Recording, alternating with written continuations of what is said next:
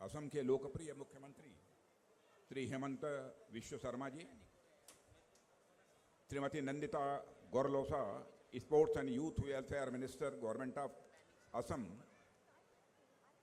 General Manoj Pande, chief of army staff, Shri Urkhao Gwra Brahma ji, handloom and textile minister, government of Assam, Shri Pramod Boro, chief executive member BTC, Rwngwra Narzary ji, member of parliament, Shri Kalyan Chaubey ji, president all India football federation, Bharat सरकार, Assam BTC एवं अन्य bodies के senior officials, armed forces के officers एवं जवान, इस tournament में भाग लेने वाले मेरे सभी खिलाड़ियों, मीडिया के मित्रों, देवियों व सज्जनों, सबसे पहले मैं असम के first chief minister, popular chief minister जो रहे हैं श्री गोपीनाथ बोरडोले जी को उनकी डेथ एनिवर्सरी पर भावभीनी श्रद्धांजलि अर्पित करता हूं।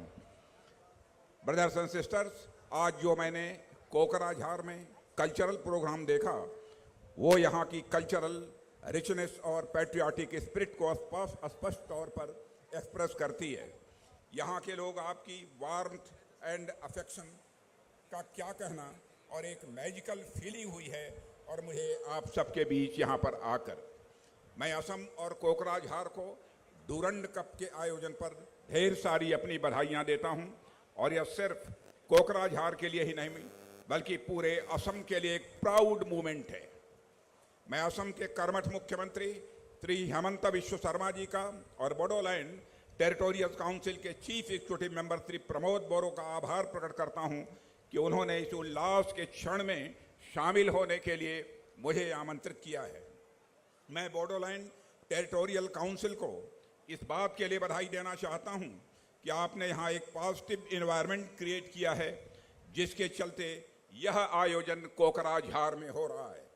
आप लोगों के साथ मिलकर असम की सरकार ने जिस प्रकार से काम किया है उसी का यह रिजल्ट है कि आज डूरंड कप के 132nd एडिशन के रूप में इस ब्यूटीफुल गेम की शुरुआत एक ब्यूटीफुल स्टेट, ब्यूटीफुल सिटी में हो रही है।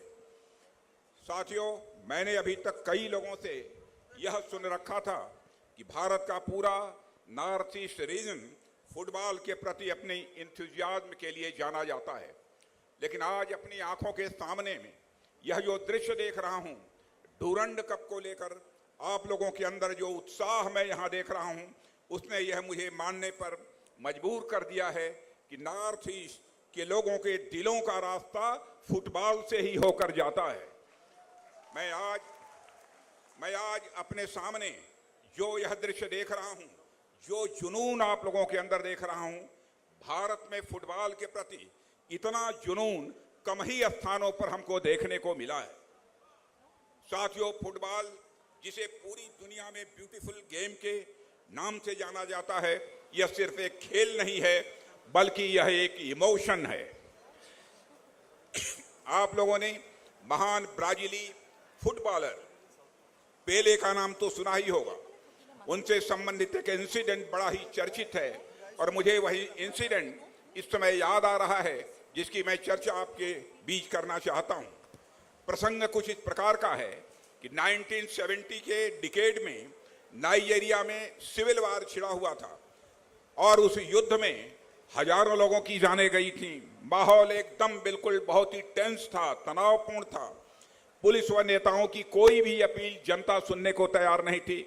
लेकिन जब पेले एक फ्रेंडली मैच खेलने के लिए नाइजीरिया आने वाले थे तो सिविल वार चलने के बावजूद दोनों पक्षों ने अपने वार को रोक दिया और 48 घंटे तक नाइजीरिया में उस समय शांति बनी रही, केवल फुटबॉल देखने के लिए। आप सोच कर देखिए कि फुटबॉल ने किस तरह एक चमत्कारिक ढंग से स्थिति को सामान्य किया था। यदि फुटबॉल की वजह से कोई गृह युद्ध रुक जाता है, सिविल वार यदि रुक जाता है, तो उसका अर्थ यह है कि फुटबॉल लोगों को जोड़ने वाला खेल है और यह शांति का खेल है। यह सिर्फ एक गेम नहीं है बल्कि गेम से कहीं अधिक बढ़कर है। फुटबॉल में रूल्स एंड रेगुलेशंस का बहुत ही इंपॉर्टेंस होता है। आप सब फुटबॉल में ऑफ साइड रूल के बारे में अच्छी तरह जानते होंगे। यदि कोई खिलाड़ी ऑफ साइड जाकर गोल करता भी है तो वह गोल माना नहीं जाता है। मतलब जैसे ही आप रूल्स के अगेंस्ट जाते हैं तो आपका कोई भी प्रयास यदि सक्सेसफुल हो भी जाए तो भी वह मीनिंगफुल नहीं होता है। और रूल्स के खिलाफ जाने पर येलो कार्ड या रेड कार्ड जैसी चीजें भी देखने को मिलती हैं। येलो कार्ड और रेड कार्ड जैसी चीजें भी सिस्टम को बनाए रखने के लिए ही होती हैं। यदि रूल्स को तोड़ने पर पेनाल्टी का प्राविधान नहीं होगा तो रूल्स का कोई महत्व नहीं रह जाएगा। मतलब आपको पूरे गेम के दौरान सारे रूल्स एंड रेगुलेशंस को फॉलो करना होता है। इसलिए चाहे कोई गेम हो, सोसाइटी हो या नेशन हो, उसके रूल्स का बहुत बड़ा महत्व होता है और उसको बनाए रखना यह हम सब की रिस्पॉन्सिबिलिटी होती है। एक सच्चा स्पोर्ट्स पर्सन और एक सच्चा नागरिक वही होता है जो गेम और सोसाइटी के सभी रूल्स के अकॉर्डिंग अपनी ड्यूटी निभाने का काम करता है। यहाँ मंच पर मेरे साथ असम के मुख्यमंत्री श्री हेमंता बिश्व शर्मा जी भी मौजूद हैं। हेमंता जी खुद फुटबॉल के बहुत बड़े एडमायर रहे हैं, इसलिए इनकी लीडरशिप के दौरान कोकराझार में डुरंड कप का होना वास्तव में असम के लिए मैं मानता हूं कि यह एक सुखद क्षण है। साथियों, आप सब फुटबॉल में देखते हैं कि कैसे एक खिलाड़ी चारों तरफ विपक्षी खिलाड़ियों से घिरे होने के बावजूद बॉल को उनके बीच से निकाल ले जाता है। यह किसी खिलाड़ी की एबिलिटी पर डिपेंड करता है कि जब उसे चारों तरफ से विपक्षी खिलाड़ियों द्वारा घेर लिया गया हो तब वह किस प्रकार बिना धैर्य खोए गेंद को उनके बीच से निकाल ले जाता है। मुझे ऐसा लगता है कि हेमंता जी विश्व शर्मा उसी फुटबॉल खिलाड़ी की तरह ही हैं। अपने कार्यकाल के दौरान इन्होंने जिस प्रकार से असम के सामने आई कई चुनौतियों का सामना किया है और अपनी काबिलियत का हेमंत विश्व शर्मा ने परिचय दिया है और असम की समस्याओं को समस्याओं से बाहर निकाला है। इस बात के लिए मैं हेमंता विश्व शर्मा को भी मैं हार्दिक बधाई देता हूं। हेमंता जी ने जिस प्रकार से असम को नेतृत्व प्रदान किया है उसके लिए मैं उन्हें बधाई देता हूं और साथ ही भविष्य के लिए भी शुभकामनाएं देता हूं कि उनके नेतृत्व में असम दिन दूनी और रात चौगुनी यह प्रगति करता रहे। साथियों, असम ने भी हाल ही के दिनों में स्पोर्ट्स के क्षेत्र में काफी प्रगति की है। हमने ऐसे अनेक खिलाड़ी देखे हैं जिन्होंने असम से आगे बढ़ते हुए नेशनल लेवल पर भी अपनी पहचान बनाई है।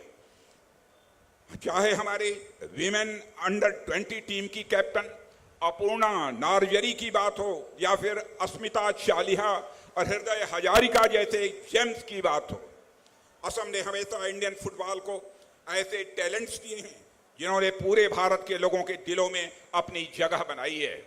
मुझे पूरा विश्वास है कि असम और विशेषकर कोकराझार में डुरंड कप का आयोजन यहाँ पर नौजवानों को बहुत बड़े स्तर पर इनकरेज करेगा तथा हमें आने वाले समय में भी असम से और ज्यादा टैलेंट देखने को मिलेंगे।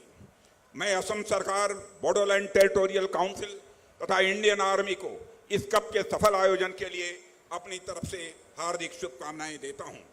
साथियों, अब आने वाले कुछ दिनों तक पूरा देश डुरंड कप के रंग में रंगने वाला है और यहाँ आकर मुझे यह महसूस हुआ है कि फुटबॉल में एक म्यूजिक है, फुटबॉल में एक रिदम है, पल्सेस हैं और बीट्स है। कुल मिलाकर कहें तो फुटबॉल डांस ऑफ इमोशंस है और अपने सामने कोकराझार में मैं इमोशंस का यह जो डांस देख रहा हूं उसने मेरे हृदय को स्वाभाविक रूप से प्रफुल्लित कर दिया है।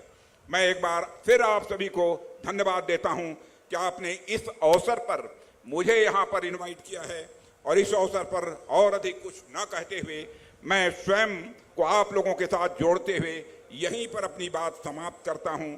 आइए मिलकर एंजॉय करते हैं इस ब्यूटीफुल गेम का। आप सबको बहुत बहुत धन्यवाद। भारत के माननीय रक्षा मंत्री श्री राजनाथ सिंह जी को